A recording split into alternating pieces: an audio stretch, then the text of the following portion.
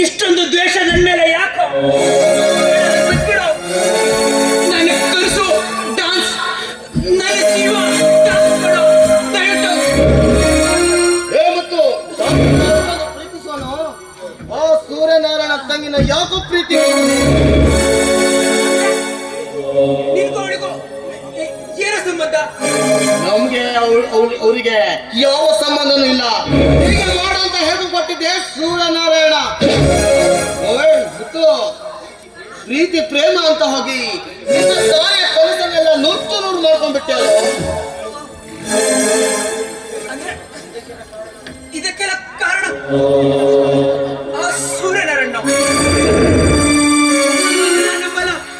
ನೀ ನಂಬಿದಷ್ಟು ಬಿಟ್ರೆ ಎಷ್ಟು.